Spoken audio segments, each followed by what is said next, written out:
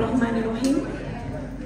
Rabbi shrah li sadri wa yassir li amri wahlul 'uqdatam min lisani yafqahu qawli. Assalamualaikum warahmatullahi wabarakatuh. Selamat siang hadirin semuanya. Bersama kita telah hadir narasumber yaitu Bapak Dr. Bambang Sugeng Aryadi Subagiono, Sarjana Hukum, Magister Hukum. Beliau adalah anggota Komisi Advokasi BPKN, Badan Perlindungan Konsumen Nasional Republik Indonesia, yang insya Allah akan menyampaikan kuliah umum dengan judul Peran Badan Perlindungan Konsumen Nasional Republik Indonesia dalam mengadvokasi konsumen Indonesia. Kami ucapkan selamat datang kepada Bapak dan tim. Terima kasih sudah berkunjung ke kampus kami tercinta. Insya Allah ini sudah kunjungan kedua ya Pak ya? Ya Alhamdulillah.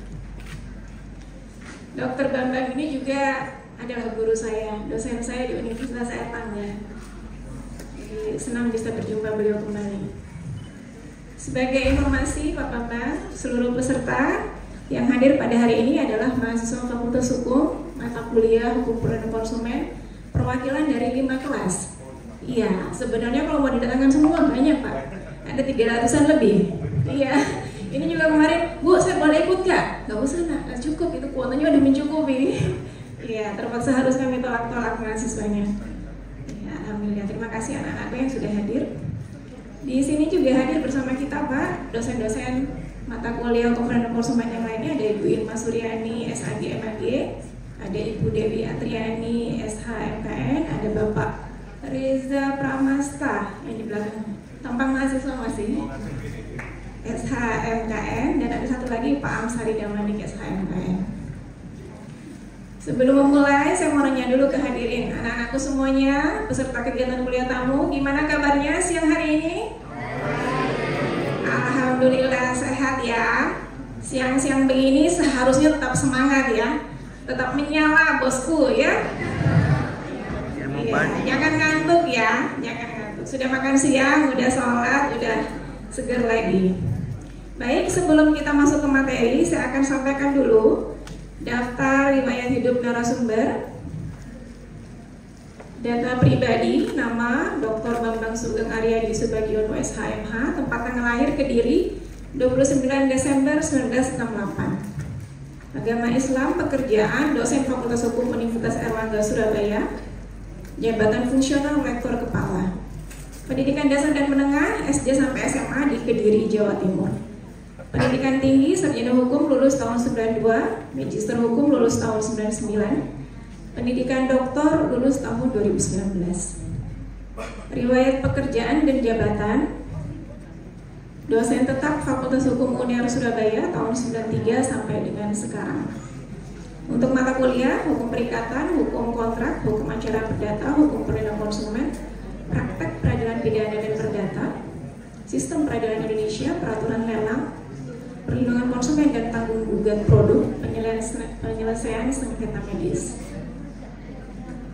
Beliau juga adalah Sekretaris Laboratorium Pendidikan Hukum Klinik Fakultas Hukum UNER tahun 2008 sampai 2011. Dan saat ini beliau adalah Komisioner Badan Perlindungan Konsumen Nasional tahun 2024 sampai dengan 2027.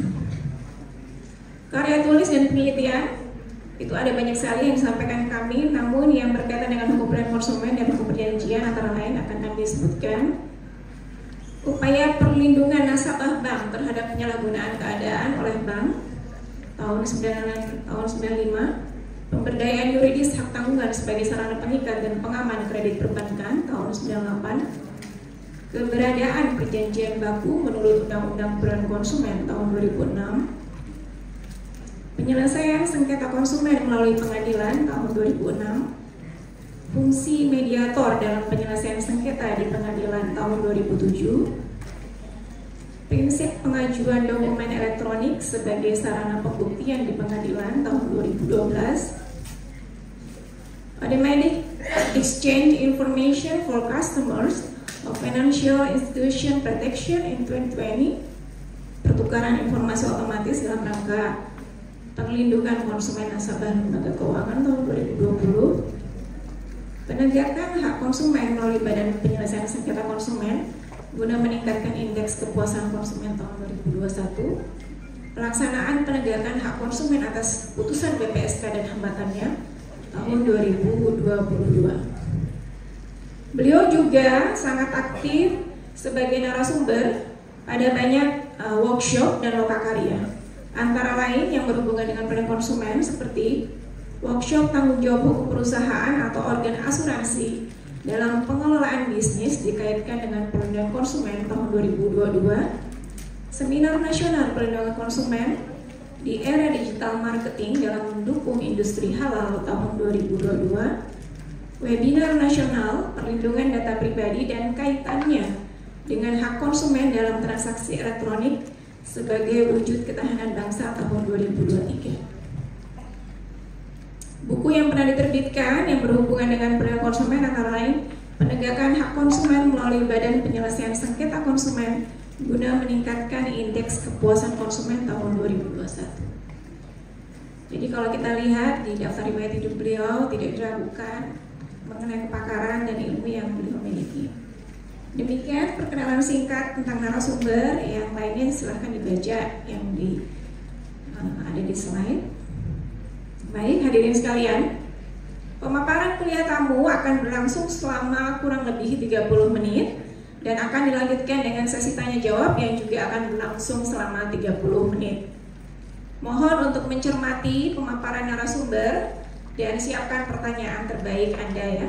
Jadi jangan sampai nanti Bapaknya sudah menyampaikan banyak ilmu tapi karena tidak dicermati sehingga kesempatan berharga untuk menambah seluas-luasnya wawasan tentang perlindungan konsumen menjadi tidak berarti. Selanjutnya saya persilakan kepada Bapak Dr. Bambang untuk menyampaikan kuliah kamu. Silakan Bapak. Assalamualaikum warahmatullahi wabarakatuh.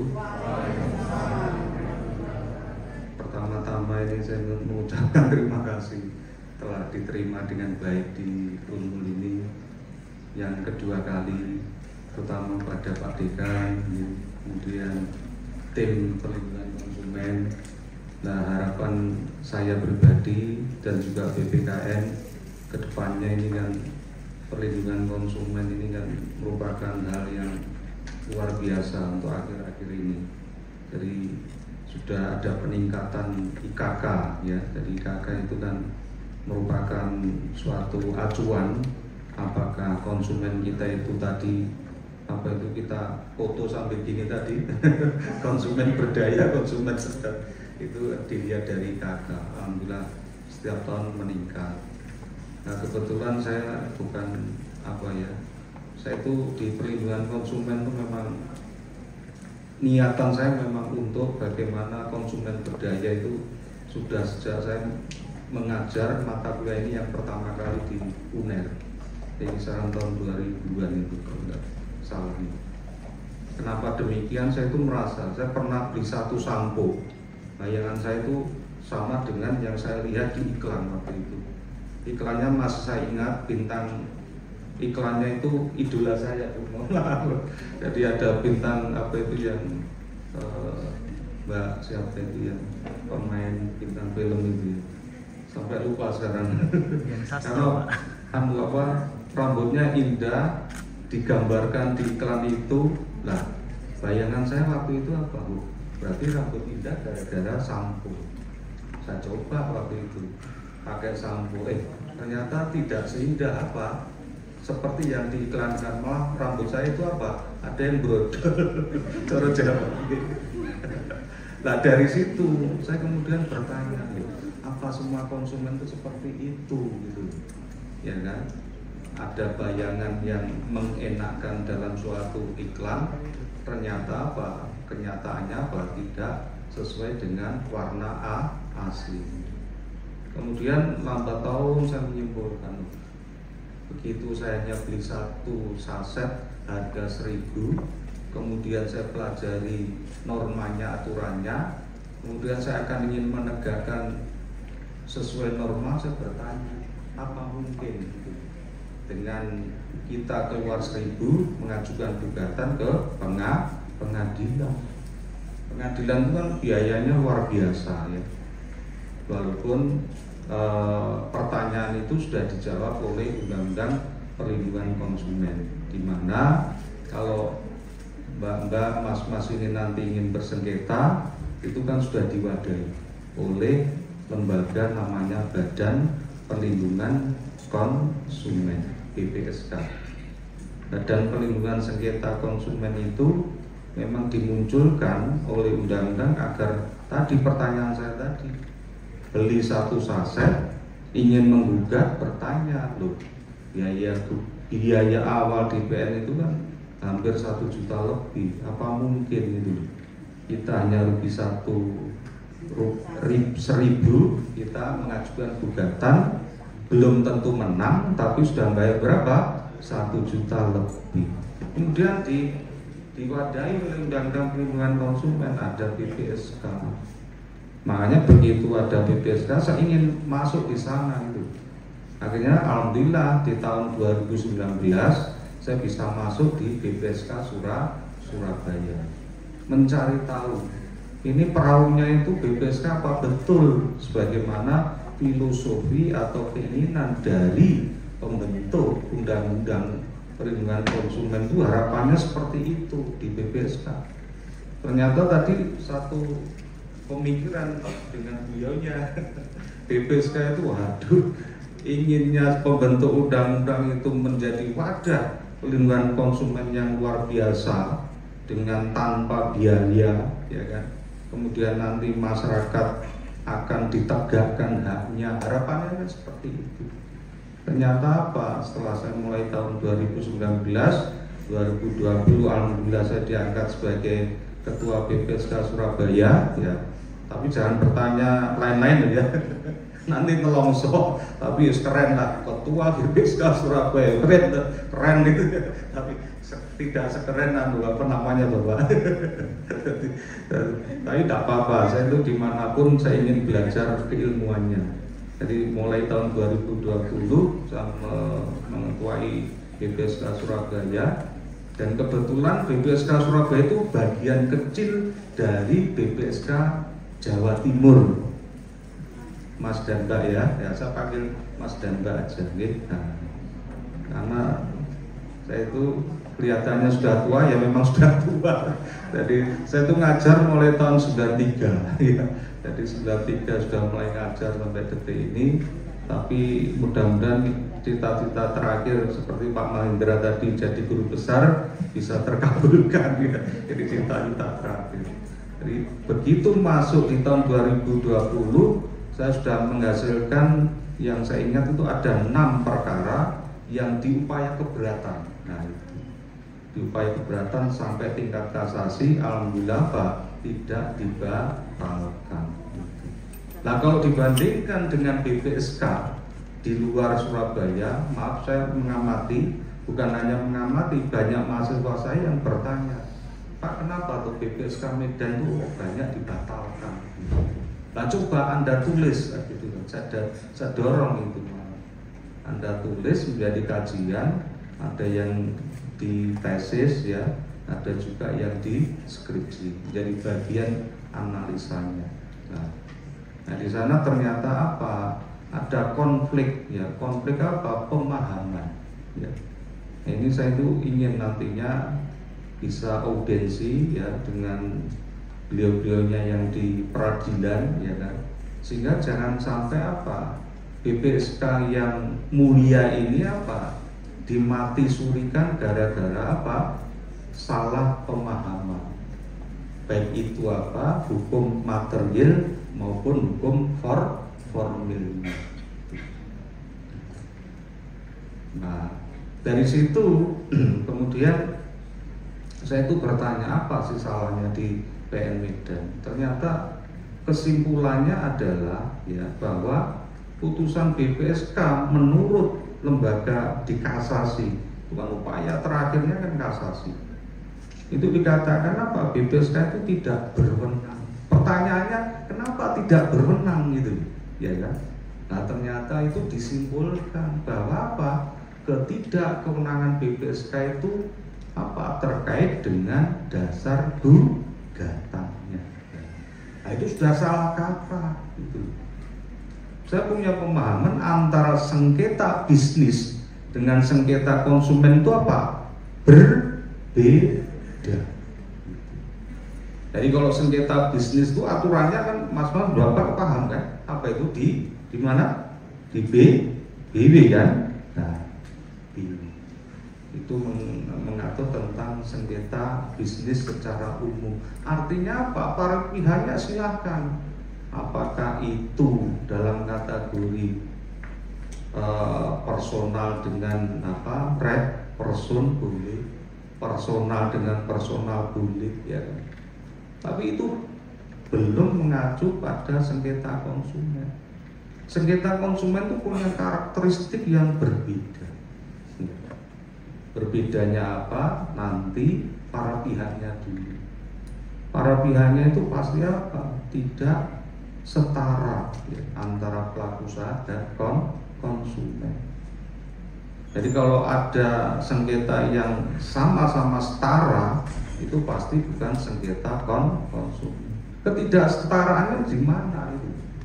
Ketidaksetaraannya ya kalau kita pahami konsumen itu apa kan, pasti konsumen itu hanyalah apa? Pihak yang menerima apa yang dia inginkan ya sebatas mau atau tidak mau itu. Istilahnya take it or leave it itu. Ya kan?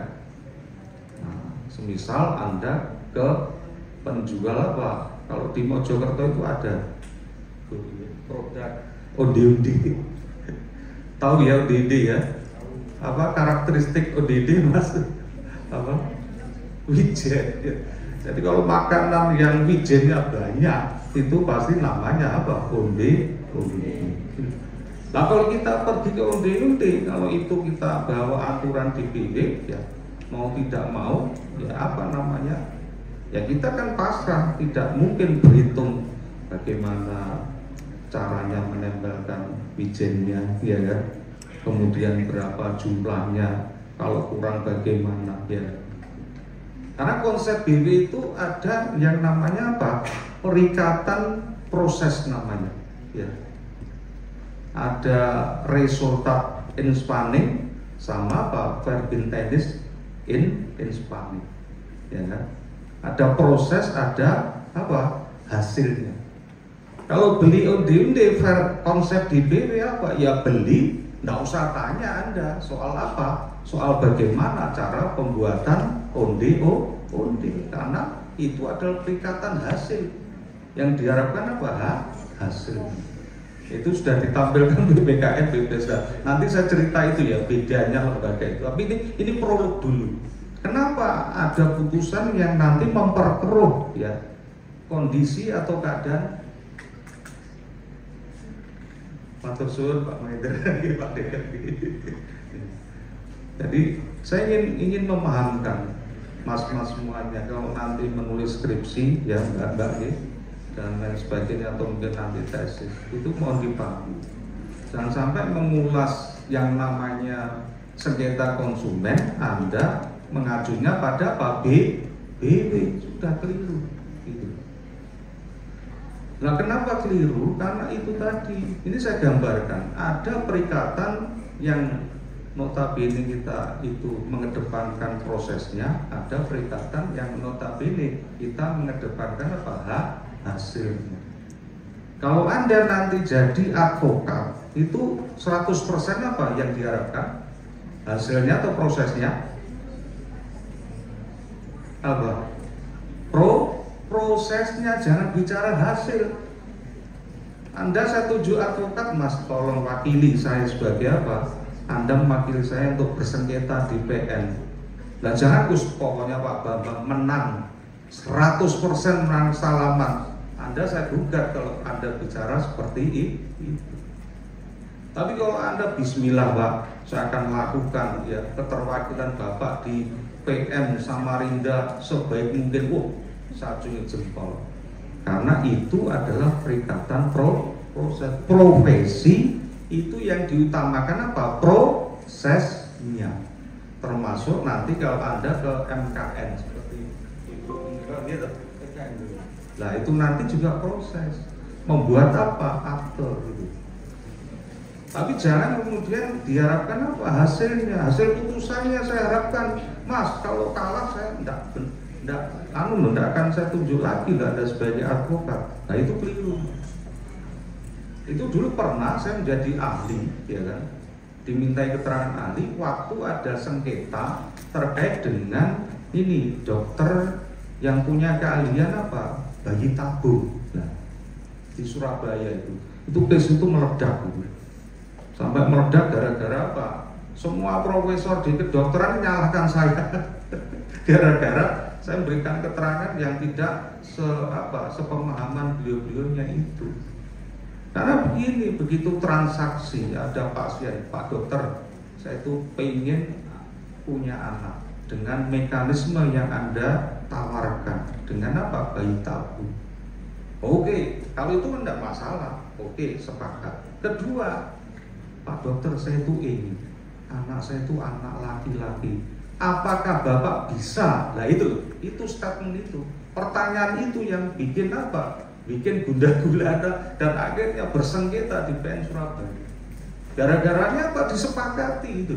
Oke, saya akan bisa, ya kan, memberikan Anda bayi tabung apa? Seorang baby apa? Laki-laki, salaman itu. Akhirnya keluar yang namanya apa? Bayi keluar, tapi apa? Maaf, tidak sebagaimana yang disepakati gitu. Maka akan timbul sengketa. Bukan hanya berbeda jenis kelamin yang disepakati, tapi maaf ya, itu setengah-setengah. Jadinya ya tidak laki-laki, tidak perempuan. Nah sekarang pertanyaannya siapa yang salah ini? Apakah dokter salah? 100% saya katakan itu adalah resultat in Spanish. Resultat verbin tenis, bukan in Spanish verbin tenis. Jadi kalau in Spanish verbin tenis itu prosesnya, jangan diharapkan apa hasilnya. Nah kalau dia mereka menyepakati hasilnya sudah keliru. Gitu. Namanya jenis kelamin itu siapa tuh yang bisa menentukan? Masa bisa mengalahkan Gusti Allah? Tidak bisa. Ya guyonannya kan. Tapi itu kalau secara teoritis BW ya itu dibagi seperti itu. Ada inspanning, ada resultat. Tapi apakah konsep BW bisa dibawa ke UPK? Pertanyaannya kan itu, ya kan? Bisa enggak kira-kira? Enggak bisa. Gitu. Kalau di UPK jangan cuma Anda pokoknya kan Anda beliau DD toh, kan itu resultat kan, hasilnya. Jangan Anda tanya prosesnya menggoreng. Nah itu tidak boleh. UPK itu malah apa? Memberikan ini 4 hak dasar ini dari mantan presiden Amerika itu luar biasa di pemikiran beliau itu. Satu itu hak apa? Hak safety, untuk keamanannya. Bagaimana kita bisa menjamin onde-onde dari Mojokerto itu aman untuk kita kalau kita tidak memahami, ya kan? Cara penggorengannya, minyaknya bagaimana, ya kan? Terus pokoknya bentuknya api, panganan wis itu. Coro Samarindanya apa makan itu? Makan ya. Terus pokoknya ini Anda kan konsep BW beli hasil. Jangan tanya apa proses. UPK kan tidak bicara itu. UPK ini 4 hak dasar yang dicetuskan oleh mantan presiden Amerika yang nanti menjadi cikal bakalnya apa? Hak konsumen tadi. Satu, keamanan. Kenapa perlu aman? Karena produk itu untuk kita itu. Jangan baik di mata, tapi apa? Tidak enak kita rasakan. Loh, saya pernah beli di Malaysia tuh makanan luar biasa bagusnya kalau dilihat, dipandang mata. Begitu saya sendoknya kok mas dirasa satu, rasanya jauh dari produk Indonesia, tapi bentuknya luar biasa enak. Itu belum masalah bicara safety. Safety itu kan keamanan. Apakah produk itu begitu masuk ke mulut kita sampai ke dalam perut itu betul-betul aman atau enggak? Apapun produk itu harus aman dulu.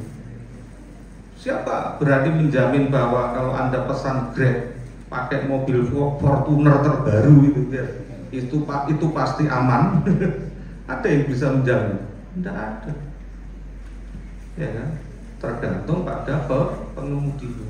Makanya hak dasar itulah yang penting ya untuk kita paham. Satu, aman, kemudian informasi kan kita harus bertanya itu. Kalau tidak sempat diberitahu di dalam label atau iklan atau kemasan, kita harus bertanya itu. Nah,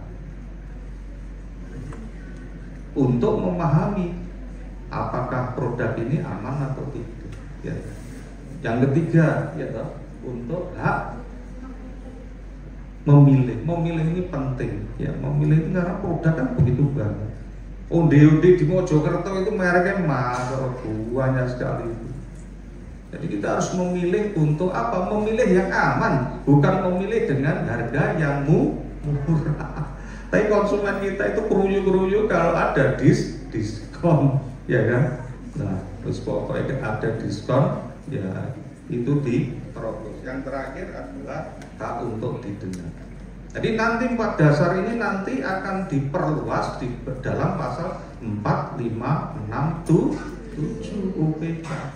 Pertanyaannya, kalau itu pasal 4, 5, 6, dan 7 mengatur hak dan kewajiban para pihak, apakah itu nanti kalau dilanggar kita bisa mengatakan oh ini terjadi perbuatan melanggar hukum atau ini terjadi apa? One prestasi. Bisakah kita memilih itu? Ayo pertanyaannya. Kalau kita mendasarkan UPK, tidak bisa. Jangan diperkeruh dengan konsep di dalam BBB. UPK itu hanya bicara mengenai apa? Ada tidaknya pelanggaran di dalam ketentuan Undang-Undang Perlindungan Konsumen. Terpilah menjadi satu hak para pihak. Terus Mas, slide-nya. Nah, terus. Nah, ya. Nah, ini asas dilewati aja, Mas Mbak sudah paham. Terus hak-hak itu ya. Nah. Terus, Mas. Nah, stop ya itu. Jadi mengenai pelanggaran pasal 4 sampai pasal 7, nanti jangan dijumbuhkan dengan konsep di dalam BIM, ya. Karena pasal 4, 5, dan 6, 7 kalau kita nanti mengacu 100% bahwa itu karena hak dan kewajiban, kemudian diatur di dalam aturan, ya kan, itu namanya perbuatan melanggar hukum, ya toh? Nah, padahal kadangkala apa yang diatur di pasal 4 sampai 7 itu diatur oleh siapa? Pelaku usaha, menjadi apa? Syarat dan ketentuan yang berlaku, atau menjadi apa? Bagian dari misalkan perjanjian kredit, ya, atau menjadi bagian apa? Perjanjian apa? Penjaminan. Nah, kalau kita sudah membawa ya konsep BW itu masuk, ya, kan nanti kalau bicara asas itu kan pasti Mas dan Mbak ini paham, ya kan? Kalau ada pertentangan antar undang-undang, kita pakai asas apa enaknya? Lex spesialis. Nah, itu yang harus kita pahami. Makanya kemudian kalau masuk di tingkat kasasi, para aparat penegak hukum di Mahkamah Agung sana itu masih apa? Kontekstual, konsep di BW itu. Akhirnya harus dikebiahu ya. Ini bukan kewenangan siapa? BPSK, karena ini bahan prestasi. Wah, itu parah. Itu yang nanti akan lambat laun akan saya pahamkan pada semua orang, ya, bahwa jangan sampai kita terbawa pada aspek-aspek seperti itu. Banyak hal sebenarnya, ya. Sekarang kita kembali slide dulu. Sekarang pertanyaannya, siapa konsumen dan pelaku usaha? Kalau ini tidak paham, Maka apa? Nanti ini masuk sengketa konsumen dibawa menjadi sengketa bisnis. Ini dulu yang harus dipahami. Konsumen itu perorangan. Untuk sementara ini apa? Masih perorangan. Kalau nanti RU yang baru itu digetok, ya kan? Nah itu bisa agak diperluas. Ya, konsumen itu bisa badan usaha, bagian dari badan. Tapi sementara ini masih konsumen. Ini cerita unik. Kemarin di BPSK itu ada ya aduan mengenai apa? Matinya seekor anjing gara-gara dioperasi oleh dokter hewan. Itu saya yang mutus itu sampai dibawa kasasi dan alhamdulillah tidak dibatalkan. Pertanyaannya adalah siapa konsumennya sekarang? Apakah anjingnya atau pemilik anjing? Siapa? Kalau ini kita tidak pahami loh, aduannya kan siapa anjing Pak, tidak bisa itu masuk UPK gitu. Nah, ingat bahwa anjing itu kan semuanya apa? Kehidupannya kan hewan-hewan peliharaan itu kan di tangan kita kan kehidupannya dia kan. Dia ingin makan ya gara-gara kita beli di toko pet shop ya kan. Makanan untuk apa? Anjingnya, untuk kucing kita. Ya tuh enggak kira-kira. Nah, kalau seperti itu siapa konsumennya sebenarnya? Konsumennya pemilik anjing, pemilik hewan peliharaan itu. Yang menikmati siapa? Binatang tadi. Tapi jangan menyebut bahwa apa? Binatang itu konsumen. Tapi kalau itu nanti ada akibat dari apa yang kita berikan sebagai konsumen, dia bisa kita tarik ya. Untuk apa? Meminta pertanggungjawaban kepada si pelaku usaha.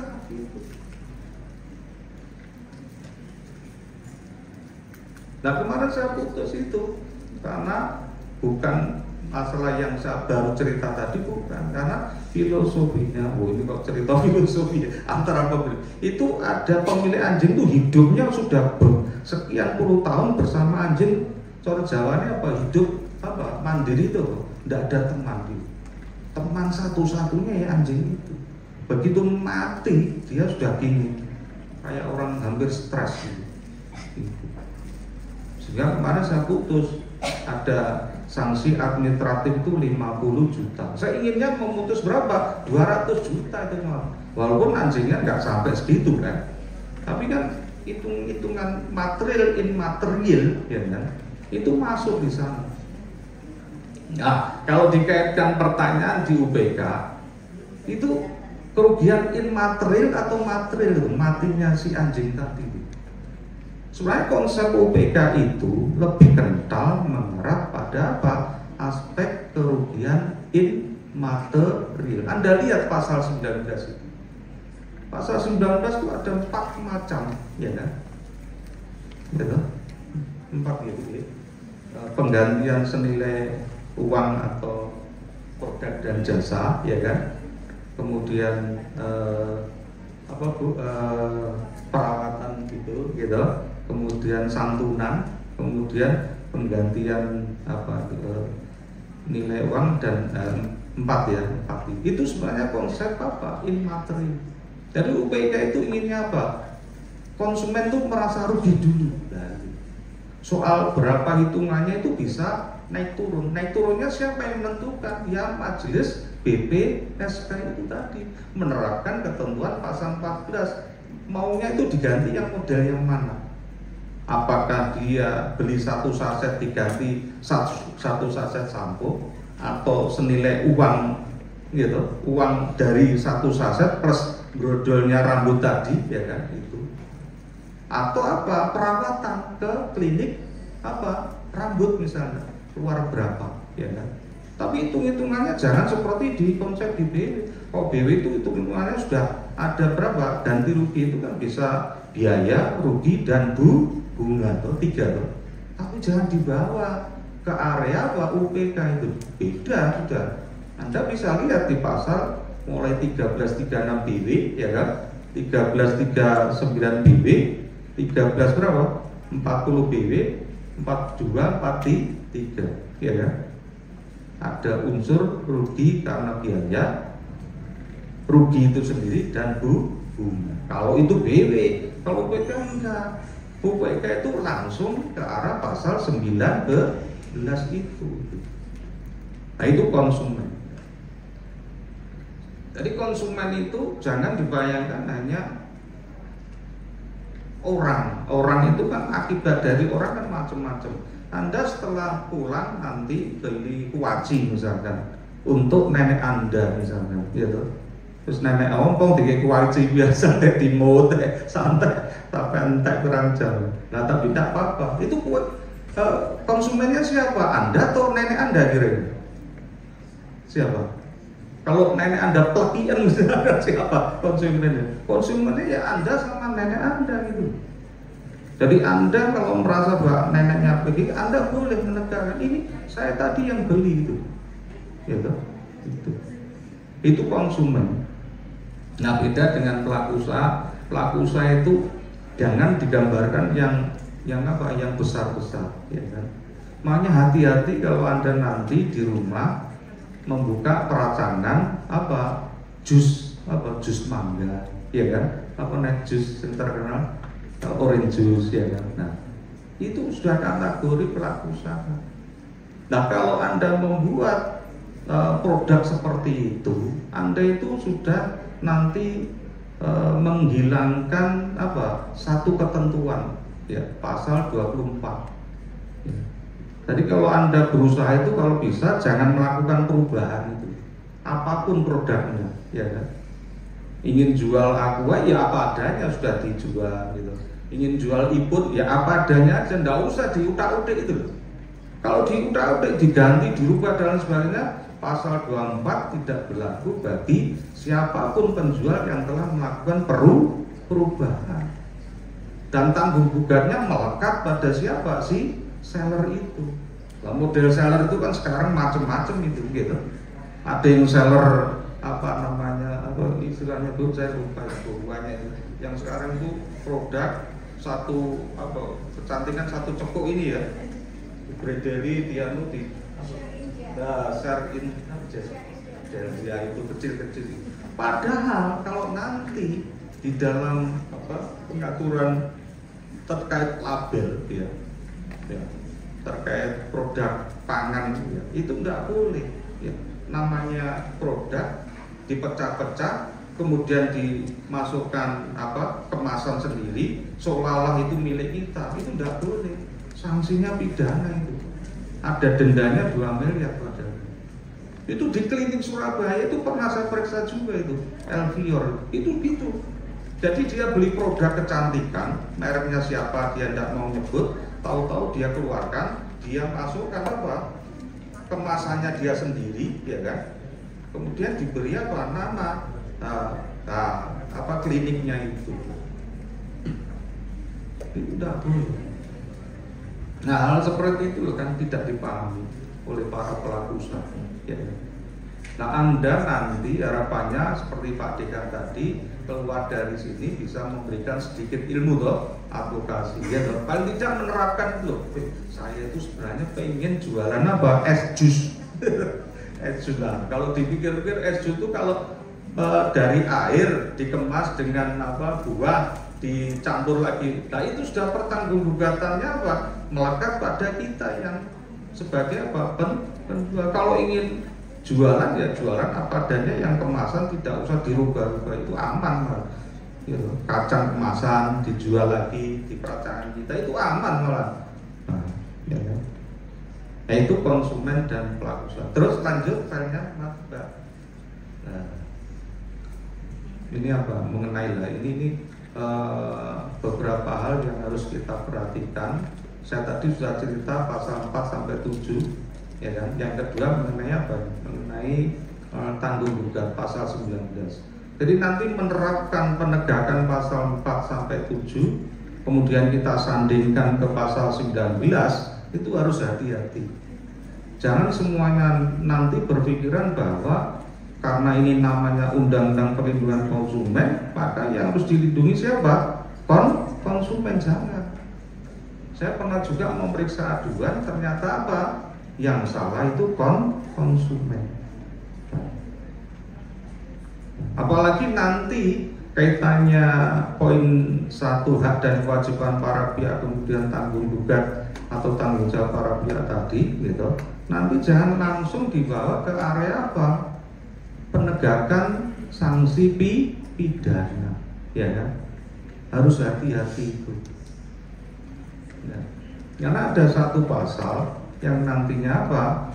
Itu memposisikan bahwa sebenarnya asas keseimbangan, asas keadilan yang tadi kita lewati untuk kepentingan dua pihak itu, ini pembentuk UPK itu luar biasa loh sebenarnya pemikirannya. Karena apa? Salah satu sisi ingin memberdayakan konsumen, tapi di sisi lainnya apa? Transaksi dalam kehidupan masyarakat tetap berjalan. Pokoknya tidak nemen-nemen itu pelaku usaha itu coro Jawa nih. Nek nemen-nemen yo ndak apa-apa bawanan di pasal pidana, pasal 61, pasal 662. Kalau tidak nemen-nemen dibawa ke pasal 60 itu. Itu inginnya pembentuk UPK. Tapi begitu dibawa ke putusan, diputuskan BPSK, gitu. Nanti gitu pasal 56-nya gitu UPK. Pasal 56 ada upaya keberatan. Akhirnya kita sebagai apa? BPSK sebagai macan ompong. Namanya ini enak dipandang itu. Ada apa? Istilahnya apa?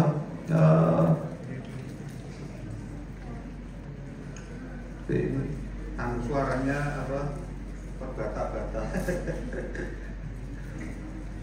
Ada small claim court loh, bayangkan small itu kecil, ya loh. Klaimnya bukan tuntutan. Court loh, waduh luar biasa loh. Jenengnya itu ngedeni wong. Soalnya dia gak paham. Oh ini bagus pak. Padahal kita harus paham itu loh. Saya itu kebetulan ya memahami hukum formal dan material. Dalam penyelesaian sengketa itu sudah dipilah, ya. Ada Undang-Undang Nomor 30 tahun 1999, ada HIR, betul atau tidak? Iya toh? Betul ya. Lah kalau HIR itu lembaga litigasi, kalau Undang-Undang 30 apa? Non litigasi. Ini jangan di Indonesia senengane mix itu loh mas, gitu. Pengennya dipisah tapi apa? Pengen digabung. Lah itu saya keliru. Makanya ada martabak apa? Martabak spesial. Lah lembaga ini jangan dipisah-pisah. Small claim court itu apa konsepnya? Itu lembaga non litigasi, tapi ditempeli seolah-olah seperti litigasi. Itu yang keliru sebenarnya. Nah kalau non litigasi itu apa tuh yang ingin dicapai apa? Yang ingin dicapai itu hanya satu, yaitu apa? Adanya kesepakatan di antara para pihak. Pengennya para pihak itu apa toh? Win-win solution. Bisa modelnya konsiliasi, ya toh? Bisa modelnya apa? Mediasi, ya toh? Bisa modelnya arbitrase, ya toh? Itu semuanya awalnya biar mereka apa bisa sepakat, termasuk UPK mengambil itu lembaga tadi, muncullah BPSK. Di dalamnya memang nanti endingnya bisa memutus dengan metode arbitrase. Tapi arbitrase itu menurut saya apa? Ya konsep non litigasi, diputus tapi di dalamnya ada apa? Kesepakatan itu. Makanya apa? Begitu diputus di Undang-Undang 30 tahun 1999 plus UPK, putusan BPSK dan putusan arbitrase itu apa? Dikatakan inkrah. Iya toh, dilabeli pengadilan kan inkrah kan? Nah tapi apa notabene masih ada kemungkinan untuk keberatan dan pembatalan. Versinya Undang-Undang ADR itu pembatalan, versinya Undang-Undang apa UPK keberatan. Nah ini yang tidak dipahami filosofinya. Kenapa diberi itu? Upaya itu karena ada asas keadilan. Guys, biar adil lah. Padahal itu tidak perlu sebenarnya. Karena apa? Ini non litigasi, di dalamnya berisi apa? Kesepakatan tadi. Nah, wis ini bablas itu karena UPK itu munculnya sebelum Undang-Undang 30, ya kan? Di situ diatur bagaimana mekanisme untuk menunjukkan asas keadilan dengan adanya upaya pembatalan. Nah, akhirnya UPK mau ditarik ke mana? Undang-Undang 30 ya enggak bisa. Karena apa? Peraturan itu kan tidak berlaku surut. Keluarlah yang namanya Perma nomor 1 tahun 2006. Padahal ruhnya sama itu. Itu ibaratnya kalau di HIR, gitu, nyontoh di HIR itu ibaratnya itu apa? Ada putusan inkrah, ada upaya hukum luar biasa. Iya toh? Nah itu. Upaya hukum luar biasa itu apa tuh? Yang dipikirkan oleh pengadilan itu apa? Itu adalah hanya di luar material. Hukum materialnya sudah tidak diutak-utik lagi gitu. Yang diutak-utik adalah hukum formil. Nah, kalau hukum formil, bolehkah nanti putusan kasasi membatalkan putusan BPSK menyatakan bahwa tidak berwenang karena apa? BPSK tidak boleh memeriksa dasar gugatan one prestasi. Tidak ada seperti itu. Saya itu malah bingung putusan kasasi yang batalkan putusan BPSK itu. Tidak ada cerita seperti itu. Oh, itu masih banyak itu. Nah, nanti kapan-kapan ada materi kedua ya, membahas tentang apa? Membedah.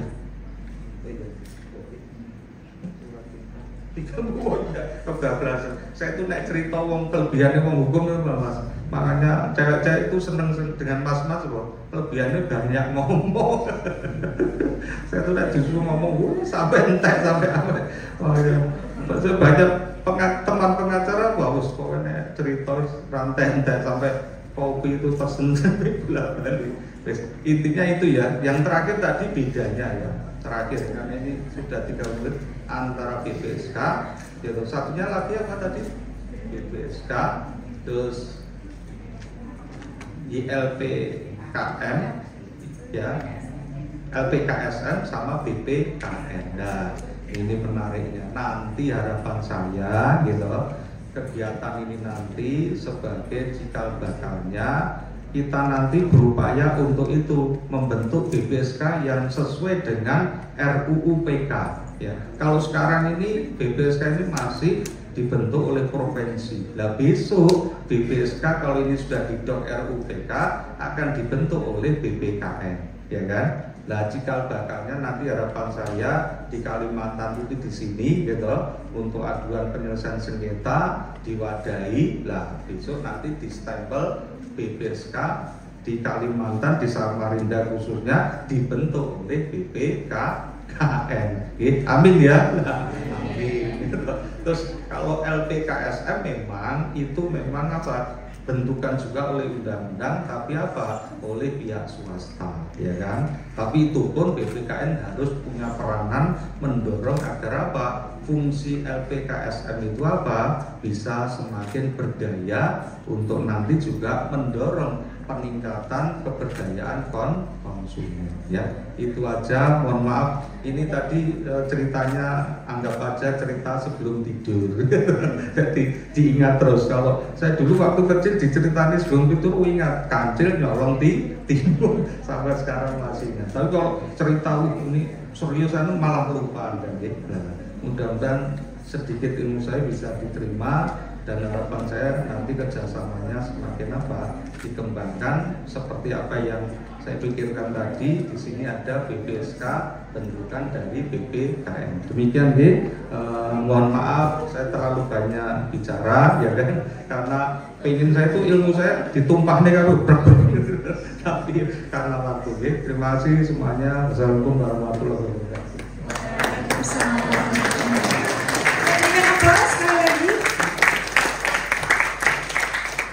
Jadi anak-anakku semuanya, yang diharapkan dari kunjungan BPKN kali ini itu adalah bahwa Fakultas Hukum itu akan segera kita bentuk semacam desk aduan.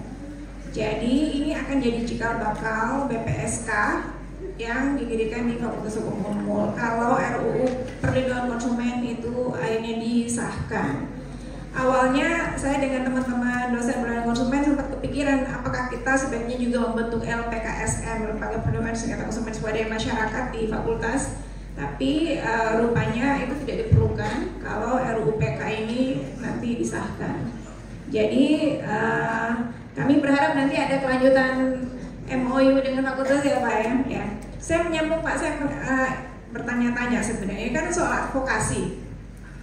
Salah satu hak konsumen adalah hak advokasi, perlindungan, penyelesaian sengketa secara patut. Dan kita tahu kalau menurut Undang-Undang Perlindungan Konsumen itu datanya ke BPSK. Sayangnya nih Pak, sebagai pengamat perlindungan konsumen dan BPSK, kebetulan saya cukup kenal dengan BPSK Samarinda dan Balikpapan. Itu kami mendapati bahwa belum maksimal mereka dalam melaksanakan fungsinya. Dan saya juga jadi bertanya-tanya sebenarnya hubungan koordinasi antara BPKN BPSK itu seperti apa? Berapa prosentasi tingkat penyelesaian sengketa yang diselesaikan oleh BPSK? Dan bagaimana caranya agar pelaku usaha yang seakan-akan tidak mengindahkan BPSK ketika dipanggil karena mereka merasa lembaga yang menaungi saya itu OJK seperti lembaga jasa keuangan yang biasanya masalah leasing dan fidusia. Itu gimana Pak? Sebelum mahasiswa menyiapkan pertanyaan, setelah ini Bapak menjawab, saya akan berserahkan pada Anda semua ya. Terima kasih. Memang itu problem awal di BPSK, termasuk BPSK Surabaya. Saya dulu pernah ada satu aduan konsumen dari Jakarta. Saya belum ke BPKN waktu itu. Begitu dia masuk, saya tanya, "Loh Bapak, rumahnya mana?" "Jakarta." "Loh, Jakarta ya? Ini BPSK Surabaya." "Ya Pak, saya ada rekomendasi dari BPKN." Waktu itu kan saya belum kenal BPKN. Saya gini, "Loh, maaf, antara BPKN dan BPSK itu tidak ada hubungan baik itu struktural maupun hubungan kelembagaan." Saya jawab itu karena memang waktu itu saya berpikiran bahwa BPSK itu kan bentukan provinsi. Karena bentukan provinsi, kewenangan ada di provinsi berdasarkan undang-undang pemerintahan daerah, ya, maka saya tidak merasa berada di bawah BPKN. Walaupun saya menyadari bahwa antara BPKN dan BPSK itu dibentuk di dalam undang-undang yang sama, ya, dibentuk dalam undang-undang yang sama, tapi secara kelembagaan tidak ada satu hubungan yang menyatukan antara BPSK dan BPKN. Oleh karenanya itu, maka ini adalah salah satu kelemahan BPSK untuk menindaklanjuti semua aduan yang memang sudah masuk di BPKN. BPKN itu fungsinya memang salah satunya adalah menerima aduan untuk nantinya memberikan rekomendasi kepada pemerintah. Jadi BPKN itu dibentuk oleh pemerintah dalam kaitannya memberikan masukan ke pemerintah baik berupa regulasi maupun kebijakan yang keberlakuannya langsung dalam tempo yang seketika saat itu atau periode yang akan datang. Itu keinginan dari pemerintah membentuk BPKN, termasuk ini apa kelemahan BPSK itu. Jadi semua kelemahan BPSK itu nanti akan menjadi rekomendasi kita. Nah, rekomendasi untuk agar supaya konsep yang ada di RUU yang baru ini cepat disahkan. Sehingga tidak ada lagi istilahnya yang dikenal BPSK, BPKN itu apa? Malah kan seperti itu. Karena apa? Karena BPSK terjun langsung itu. Kalau istilah Pak Dekan tadi ini outcome langsung. Bisa menyelesaikan, bisa memutus, walaupun tanda kutip tadi ya banyak yang dibatalkan. Nah itu kelemahan itu nanti akan dibawa. Nah, itu dari saya. Terima kasih Pak. Bagaimana? Sudah siap ya untuk kesempatan pertama saya persilakan kepada 3 penanya. Universitas